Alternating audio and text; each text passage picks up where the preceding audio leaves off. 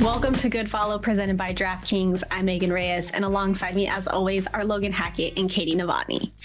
Cailin Clark continues to reach new fans, and one way she's doing it is with her logo threes. And it turns out she's hitting them from an average of 6 feet behind the arc. That is longer than the best shooters in the NBA, and their three-point line is 1.5 feet further away. Is this the wildest WNBA stat that you have ever seen? I think it's one of the wildest basketball stats I've ever seen, period. Other than, like, I don't know, the only one that comes to mind is how tall Wembanyama, whatever his name is, how tall he is. How many LeBron Jameses is it? Like, do we know what, like, how long, how is it? It's like 1.5. It's like a little under 1, right? Six feet. How tall is he? I don't even know. I have no idea. They're all over 6 foot to me, so they're all tall. And I also came from, like, for many years, I worked at the Warriors, so I got to firsthand witness the Steph Curry legacy and magic. And so to know that this stat exists in the WNBA, yeah, it's incredible. Absolutely. I feel like we all know Steph as, like, a shooter as well. So the fact that she's shooting better than Steph, it's like, how much better can you get at this point? Right. And his logo threes are exactly part of his brand. So yes, if she's doing it much better and in her rookie year, yeah, I think that says everything we need to know. Better buckle up. Well, Minnesota Lynx and Team USA head coach Cheryl Reeve said Cailin is more than just a shooter. So here's what she had to say ahead of the Lynx Fever matchup last weekend. The best thing that she does that young players don't do is she plays at an incredible pace. And pace can get you really, really far. And there's great value in that. Pace and passing, I think, are her two greatest things. I know the sexier part is probably the logo three, but the pace and the passing is what makes her exceptional. So this is really interesting because Reeve infamously didn't want to discuss much of Cailin when she was left off the U.S. Olympic team. But when she knew she had to face Cailin, she changed her tune a bit. So do you think this was Cheryl being genuine, or was she just trying to avoid any flack, given the Fever are now bulletin board material before their game? She was probably protecting something in the beginning, probably the Olympic squad as is. I want to believe it's genuine. I want to believe that she's proven herself and people are kind of seeing that she's more than just a headline. I think it's completely genuine, to be honest, because I feel like if it wasn't genuine, then she wouldn't have got up there and said what she said. Like, there were so many other ways that she could have gone about it. And we've seen people try to, like, avoid questions about certain players. So I think it was genuine. And I mean, we'll still have to figure out why she was left off the roster, but it was all coming from the heart. Well, and I think when we had Roz on last week, she said it best. We're learning that she's not hype. She's very much living up to everything that we knew she was going to be. And I think at this point in the season, a lot of people are starting to accept that. Absolutely. Let's talk about her fellow rookie and now one of our sports media peers, Angel Reese. And we'll get into Angel's new podcast in a second. And hopefully her audience numbers are as prolific as her rebound numbers. Angel is the first rookie to have 3 consecutive 20-plus rebound games. And you might be wondering how she gets so many. Her critics are saying it's because she's only cleaning up her own misses. She's shooting just 32% since the Olympic break. And those accusing of her padding her stats point to moments like this. Let's take a look. Back-to-back with 20 rebounds. Looking, pursuing. Once again, Reese with the tap, another chance. Reese trying to put it back. Is the criticism fair, or are people just hating on Angel? Honestly, I was really looking at all those videos. She's the only person in the paint. So who else is there to pick up her rebounds other than her? So she's a doubled player at this point. I just hear, like, all my, like, basketball coaches being like, you have to get your own rebound. Like, what are you, isn't that what we're supposed to do? Like, why is that a problem? I don't know. I'm not a basketball expert, but I think two things can be true. Sure, maybe she's not shooting as high of a percentage, but also to Logan's point, she is the only one in the paint grabbing the board. So what else is she supposed to do? And at the end of the day, I feel like we don't see many players who are putting up as many rebounds as she is and also, like, shooting at a really high percentage. I feel like you kind of have to do one or the other, especially as a rookie. She still has so much time to work on her shot. So get the rebounds now, break the records, and then maybe work on doing your Cailin shooting later.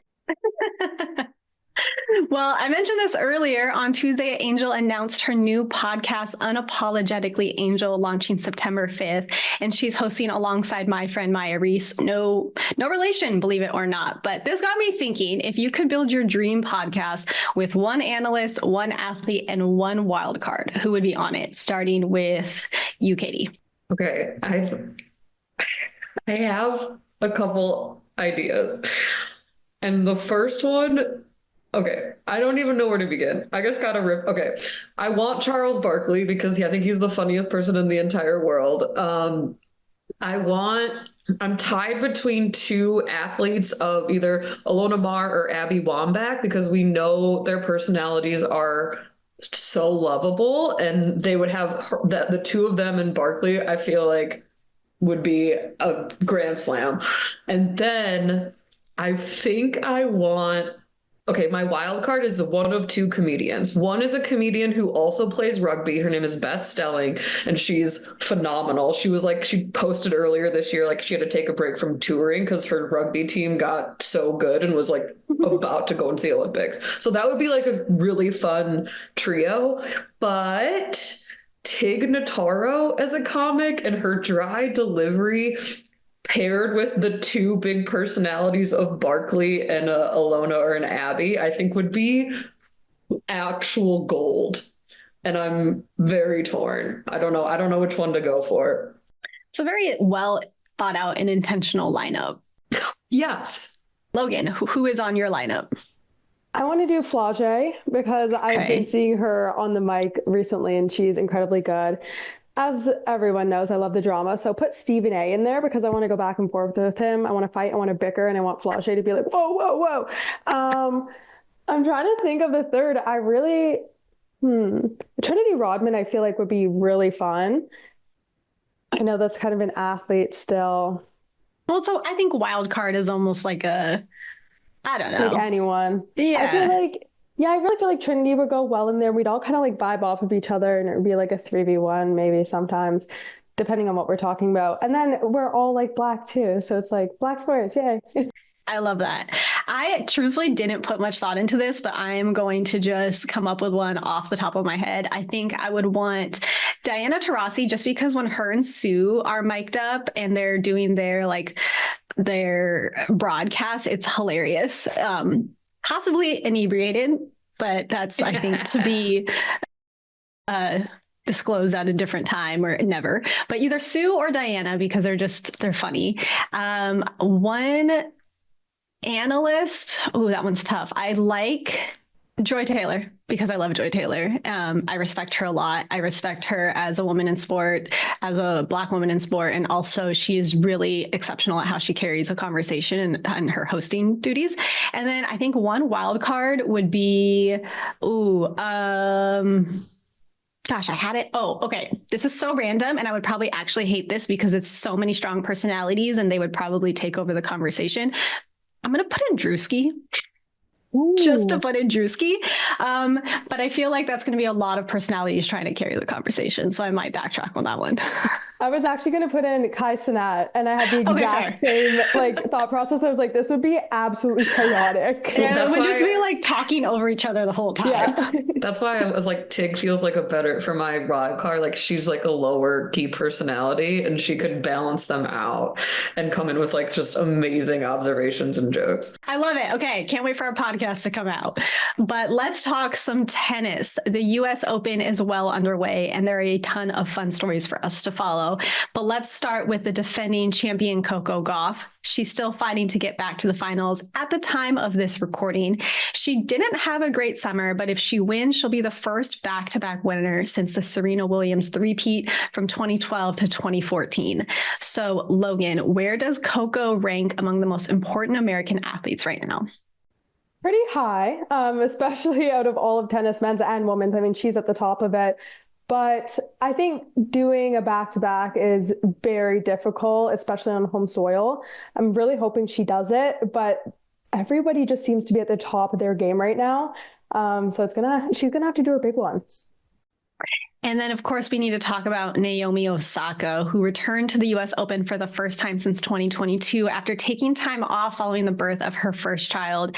And coming back has been difficult for her. She hasn't been at the top of her game, but she says, my biggest issue currently isn't losses. My biggest issue is that I don't feel like I am in my body.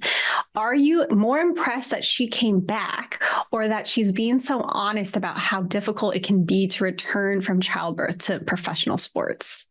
The latter for me.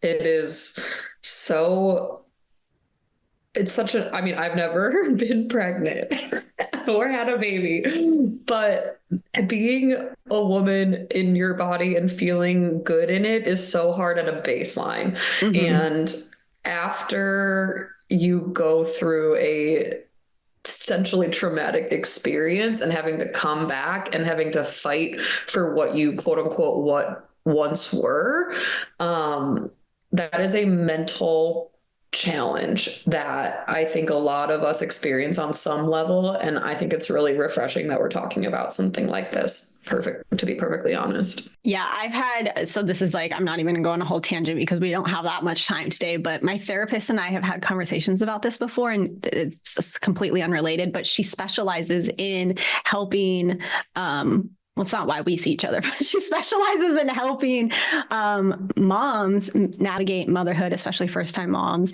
And I mean, she says all the time, and when we've had these conversations about how it is really difficult for a woman to feel in tune with her body following a pregnancy, following childbirth. Like you said, it is a traumatic experience. I think we have to label it as it is. Giving birth is a traumatic experience for the body. And so when players come back and play at a high level as a professional athlete, you have to give them a lot of credit because it's really difficult for your body to be in sync with your mind. Yeah. And like, if you've ever had surgery, you know how hard it is to feel normal again, anywhere on your body. And I've seen my friends experience like anxiety for the first time and they're worried about everything. And I'm like, oh, you don't know what it's like to worry about every moment of every day. Welcome. Buckle up, baby. So I think I'm so glad she's saying it. I'm so glad she's saying it. Well, Naomi returned to the U.S. Open, and so did her style. In her first match, she walked out in a lime green outfit full of bows and tulle. She says it's the best fit she's ever worn, but personally, I think it seems uncomfortable to compete in.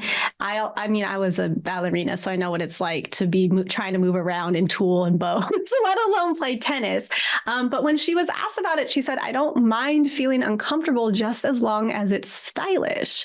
Is this an example of look good, play good, or possibly doing a little too much? I think it's look good, play good. All the way, look good, play good, feel good. I mean, when you just have that feeling that like you're all put together, everything is like amazing, it does help you play better rather than being like, oh, I don't look great. And especially because all eyes are going to be on her. She knows that she's going to have to pop off with this fit, and she did just that. I would trip and fall and lose personally, but I think whatever works for you, make it work, you know? When people say things like, oh, how do track athletes run with the hair and the nails and the lashes? How do basketball players play with the lashes, or soccer players play with, you know, the braids and the lashes?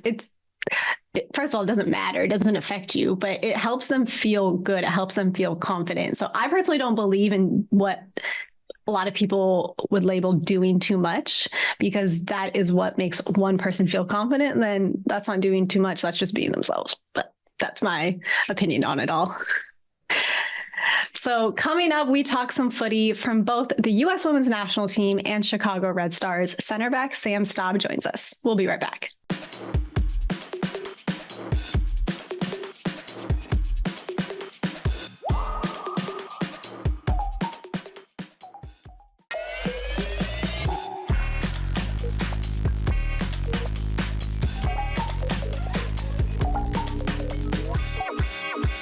Welcome back into Good Follow. Joining us today is U.S. Women's National Team and NWSL defender Sam Staab. Sam, I'm very excited to have you on the show. How are you today? I'm good. Thanks for having me. Well, we're thrilled to have you, and I'm going to jump right into it. Back in June, I got to be in Denver to cover the U.S. friendly against Korea, which also happened to be your first cap for the national team. So can you share with us what that experience was like for you?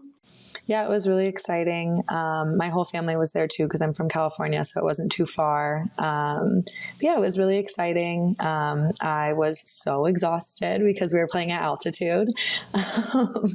But yeah, it was just like a dream come true, obviously. So it was great. At altitude, and it was so hot also. Yes, like it was just a combination of things. It was the hardest 30 minutes I have ever played probably in my entire life. And adrenaline was just like out the door. Like it was crazy. Were you guys training any differently for altitude? No, not really. It was Emma's first camp, I think. So it was like all of us just trying to like figure her out too. So I don't think it was different. I don't know. I don't know any different. Like it was my first camp. So yeah.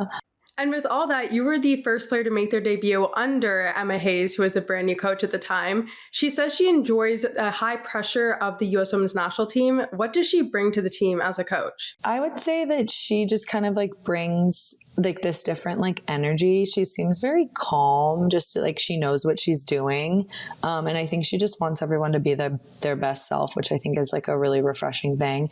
I don't know any different. So that was also like really interesting going in, like not knowing anything previously about the national team. But yeah, I was just like really excited to get my first cap and obviously very grateful to her for that. Once Emma was named head coach of the national team, there were some questions on whether the team would be able to come together with both a new coach and then so many new faces. But then they went on and won gold in Paris anyways. So what do you think that says about the future of the national team? I think it's just exciting. There's like no ceiling there for that group. So I think it's really exciting and obviously a really good start, and just keep it going.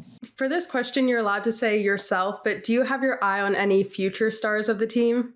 I think the team is so young. I think there's like a core group of the team that's so young, and I'm just really excited to see how they do. And some of them are good friends of mine. So I'm just really excited to support them and hopefully play with them, obviously. But I think there's just like there's a lot of really young talent in the US, and there's a lot of talent already there on the team. So I think it's just really exciting to see how everyone's going to fit in and everyone's going to come together. I'm always really fascinated by the process of national team players getting their call-ups and going through camps and things like that. At what point in your career did it feel like a strong reality that being part of the national team could happen for you? And what was that process like? Never really. Like I obviously got like my first cap and everything, but I think there's like no reason to be complacent. But it was like pretty surreal, obviously getting my like first call in and everything. It also was like kind of anticlimactic. Like I just got an email.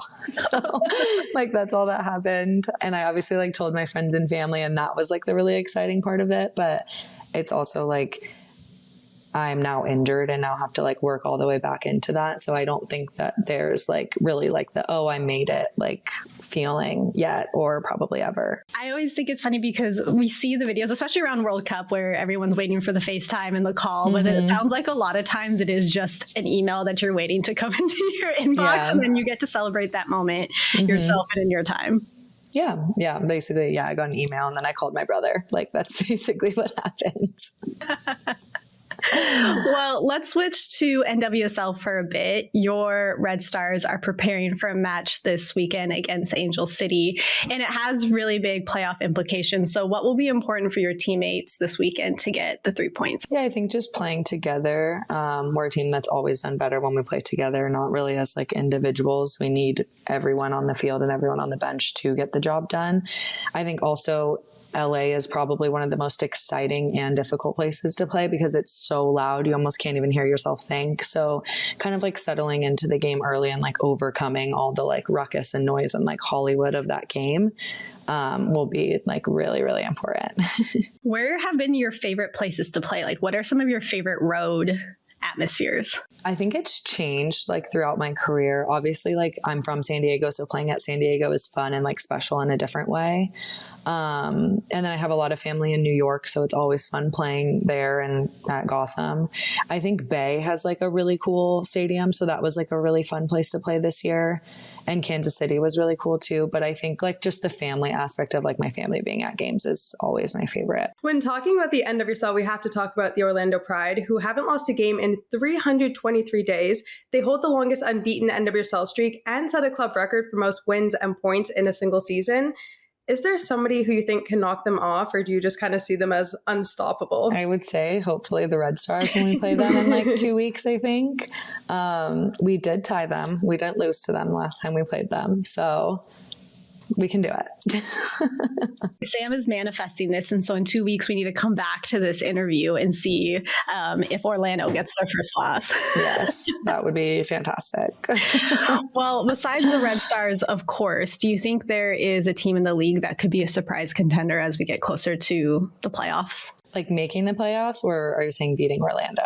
Oh, gosh, let's do both. I don't know. I think like making the playoffs, I feel like it's like totally dependent on momentum. I feel like it's like whatever team is kind of like feeling themselves at that time. I was like really impressed with how Louisville kind of like really beat us this last weekend. So I think they could like potentially sneak in. They signed a bunch of new players. And I feel like they're really just going for it. I think they're out of the playoff question right now, but I think they kind of like, if they're playing on momentum and everything, I think they could potentially get into the playoffs. As for anyone beating Orlando, I don't know who's played them like twice or whatnot or what's left, but I think anyone towards the top could potentially knock them off.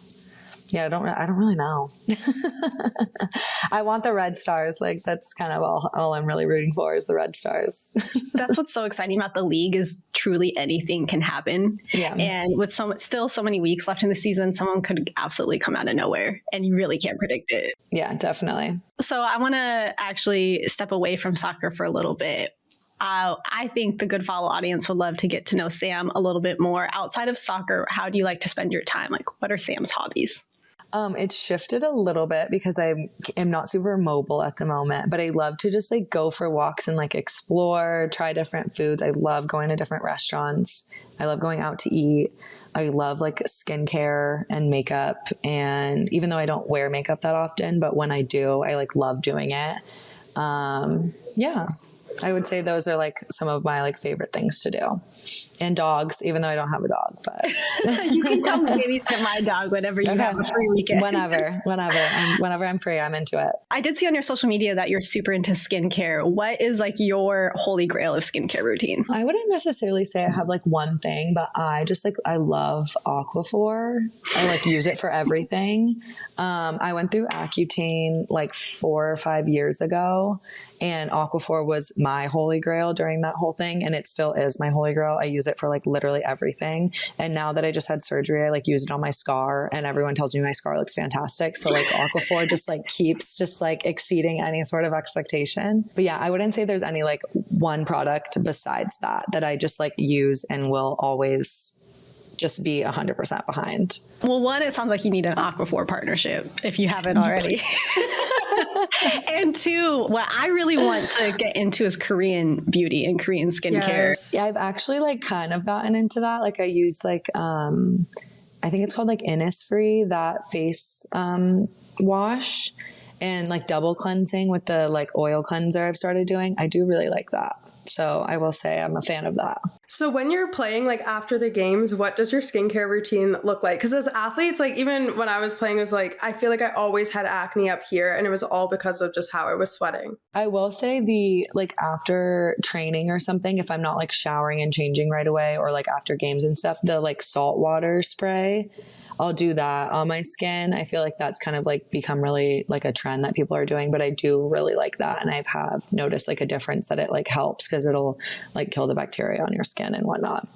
And it feels good when it's hot. Like we're training in the summer. It feels good. I don't know if you already make them, but if you don't, we're going to need some Sam Staabs skincare. Yeah, I know. That's the thing. I don't have a TikTok. So like I can't like make the videos or anything. I'm also like very tech challenged. Like you guys saw how long it took me to set up my phone. Like I'm very tech challenged.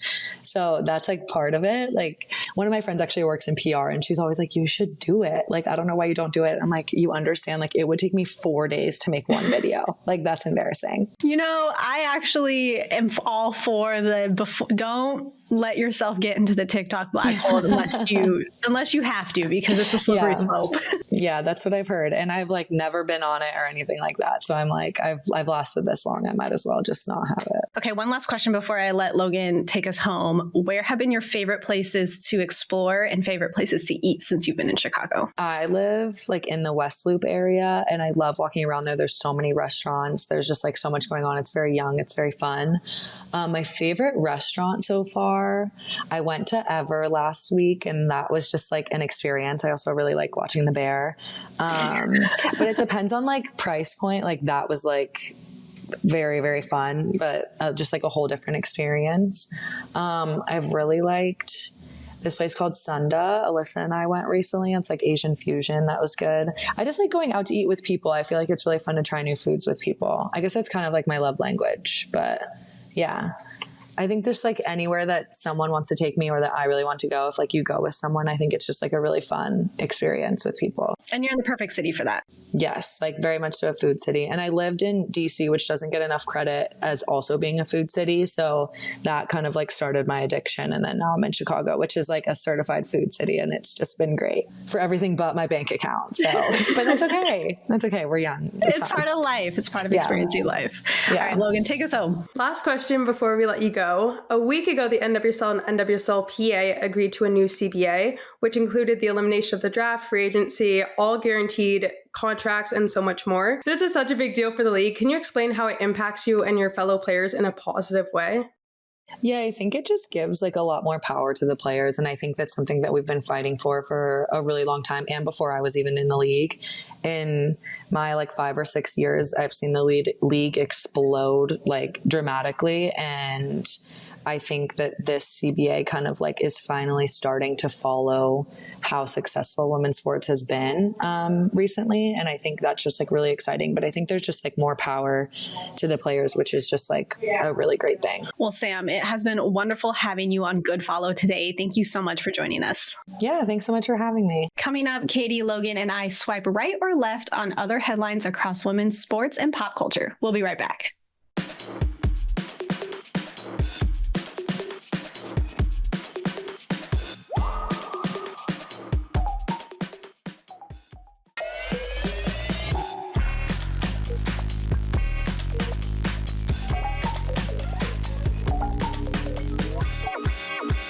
Welcome back to Good Follow. It's probably not hard for New York Liberty fans to find a special someone to bring to the game. They're the favorites to win the title, and Sabrina Ionescu is making shots from other states.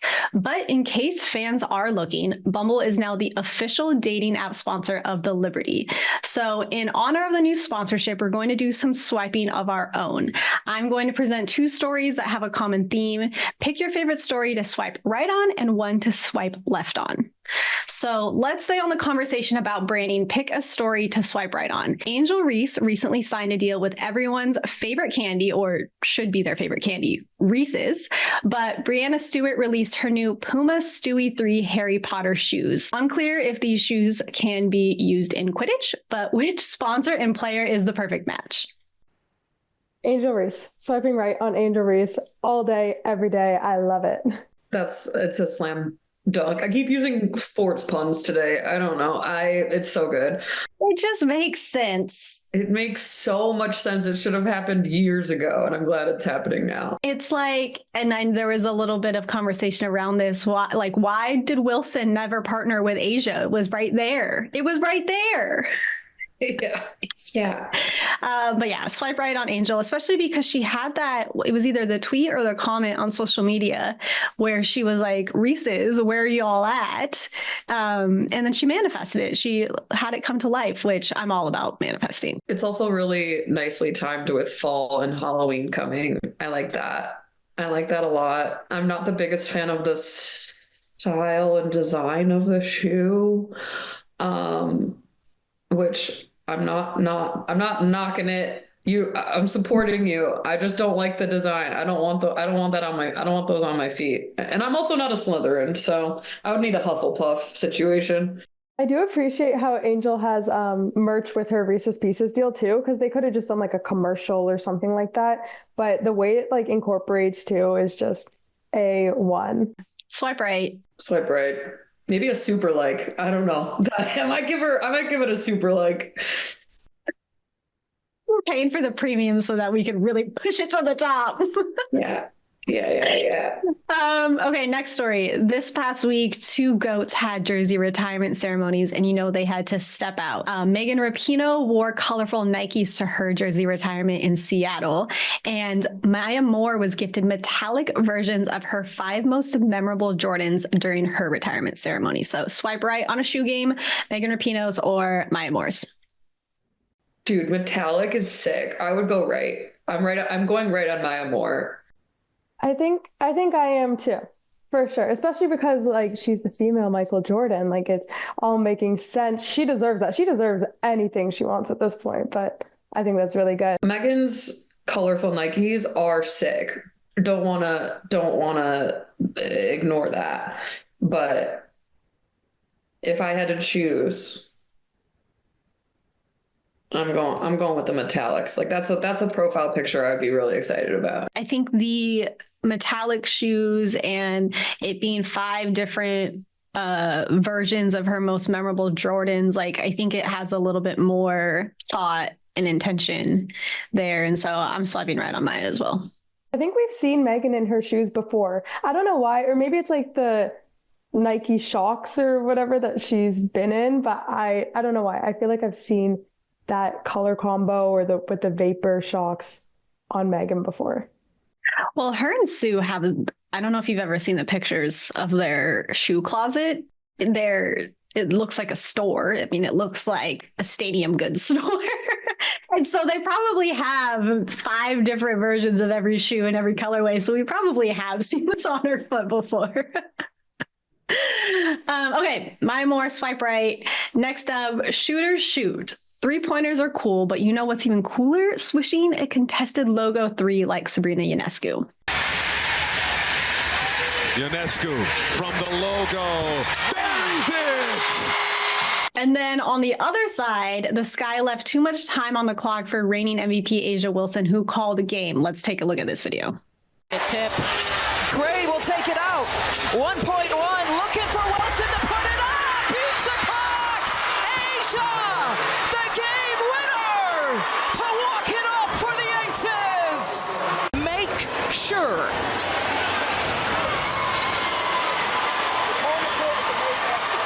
The call of the court is a made basket, and it will stay a made basket. So who are we swiping right on? Sabrina's 3 or Asia's game winner? I got Asia's game winner. It was a long thought, but not that long, because there's nothing better than sealing the deal for your team at the buzzer. And you see from the celly and everything, like Sabrina, don't get me wrong, that's crazy, especially contested, but I'm going with Asia. What about you, Katie? I mean, I agree with that. I think that feeling coming right under the gun is unbeatable across the board. But the other one just looks cooler. It just like going that far just looks so sick.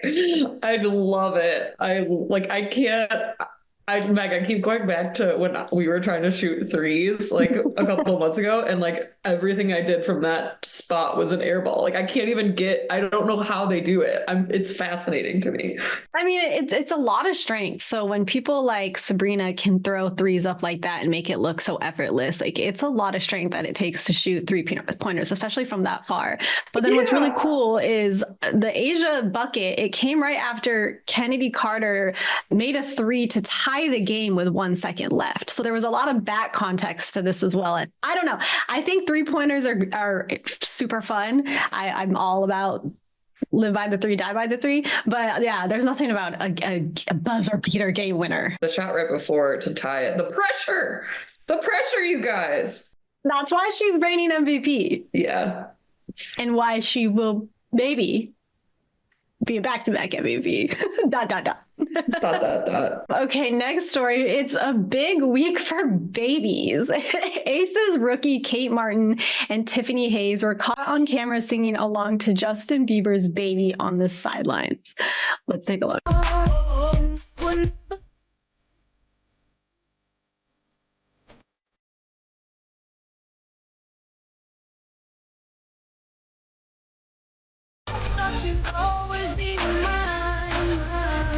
Perfect timing, because Justin and Hailey Bieber just announced the birth of their first baby, Jack Blues Bieber. And it sparked some conversations about celebrity baby names. So which baby are you calling mine? And you know what's funny is my producers had it in here. I think they wanted me to sing baby, but I'm not doing that. So which baby are you calling mine? Kate and Tiffany singing on the sidelines or Jack Blues Bieber? I'm going the sidelines. They're just like me. Like, I've always thought that.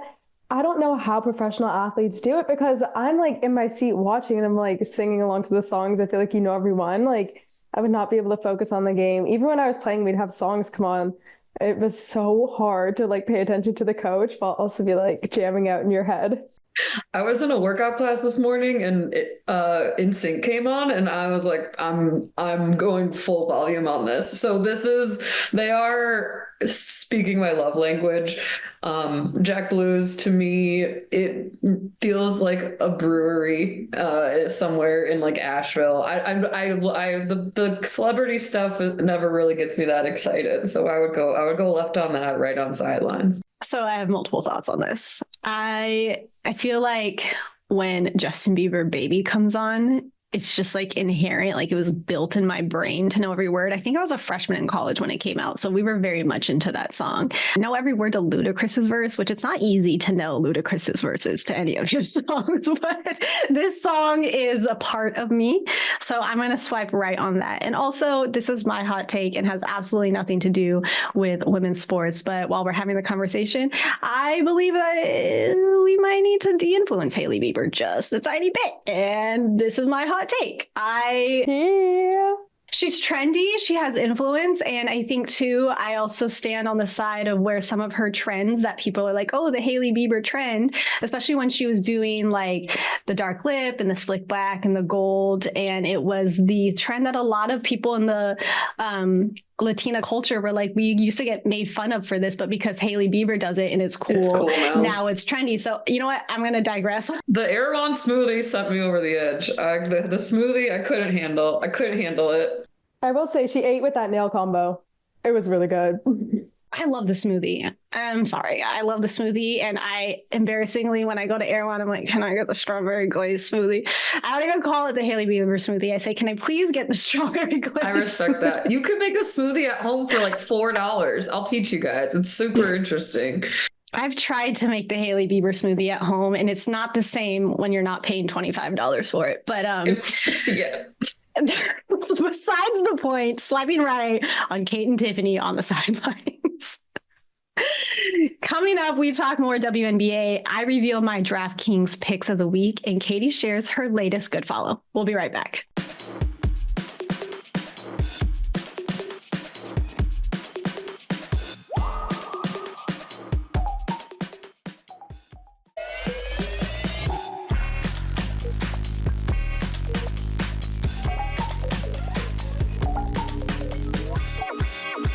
Welcome back to Good Follow. Before we get into our weekly picks, our partners at DraftKings have an offer that's perfect for any game day. Right now, new customers who bet $5 will instantly get $250 in bonus bets. Download the DraftKings Sportsbook app and sign up using promo code GoodFollow. That's $250 in bonus bets instantly after betting just $5. And if sports betting is not yet available in your state, you can still join in on all the fun with DraftKings Daily Fantasy and have the shot to win cash prizes. Again, download the DraftKings Sportsbook app now and use promo code GoodFollow for $250 in bonus bets instantly after betting just $5, only at DraftKings Sportsbook. Okay, now it's time for this week's DraftKings Sportsbook picks. We're in week 9 of the WNBA regular season, and New York, Connecticut, and Minnesota have clinched playoff spots, but with enough time in the regular season, the final 5 spots are a toss-up. Futures for the 2024 WNBA champions are on DraftKings Sportsbook, and the Connecticut Sun are tied with the Lynx at plus 550, while Seattle Storm sit at plus 1100. Look out for Seattle star guard Jewel Lloyd, who is a big piece of the puzzle that could help the Storm leave Connecticut with a win this weekend. Lloyd is a consistent scoring leader for her team, which is why she's my player to pick in this matchup. But despite the offensive help around Jewel, I think the Suns' triple threat of Alyssa Thomas, DeWanna Bonner, and Brianna Jones might be too much for the Storm, so I'm picking Connecticut to come out on top this Sunday. Logan, what do you think about this matchup between the Sun and the Storm?